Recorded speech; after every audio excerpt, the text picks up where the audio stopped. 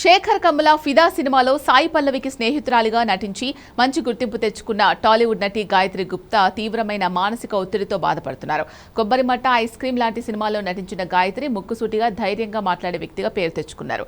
గతంలో కొందరు నిర్మాతలు తనను లైంగికంగా వేధించారంటూ ఆమె చేసిన కామెంట్స్ సంచలనం సృష్టించాయి. తాజాగా గాయత్రి గుప్తా తన సోషల్ మీడియాలో పోస్ట్ చేసిన ఒక భావోద్వేగమైన వీడియో నెట్టింట తీవ్ర చర్చనీయాంశంగా మారింది. ఆ వీడియోలో ఆమె మాట్లాడుతూ, గత కొద్ది నెలలుగా నాకు తీవ్రమైన పానిక్ అటాక్స్ వస్తున్నాయి. ఆత్మహత్య చేసుకోవాలి అనే ఆలోచనలు వస్తున్నాయి. గతంలో ఎదుర్కొన్న లైంగిక వేధింపుల వల్ల కలిగిన తీవ్రమైన ట్రామాతో బాధపడుతున్నాను. చావు అంచున ఉన్నాను. నన్ను కాపాడుకోవడానికి నాకు మీ అందరి సహాయం కావాలి అంటూ కన్నీటి పర్యంతమయ్యారు. తాను థెరపీ తీసుకునేందుకు ప్రయత్నిస్తున్నానని, కానీ దానివల్ల ఎలాంటి ప్రయోజనం కనిపించడం లేదని ఆవేదన వ్యక్తం చేశారు. ఉమెన్స్ వాయిస్ వాళ్లను కూడా సంప్రదించాను, కానీ లాభం లేకపోయింది. అండగా ఉంటామని సోషల్ మీడియాలో చాలా మంది డ్రామాలు ఆడతారు, కానీ నిజానికి ఎవరికీ ఏమాత్రం పట్టదు.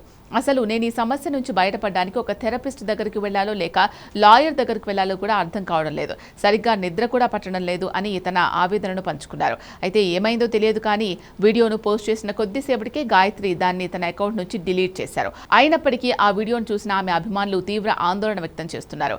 ఆమెకు తగిన కౌన్సిలింగ్ అందించి ఆదుకోవాలని, ఆమె త్వరగా ఈ మానసిక ఒత్తిడి నుంచి బయటపడాలని కోరుకుంటూ మద్దతుగా నిలుస్తున్నారు.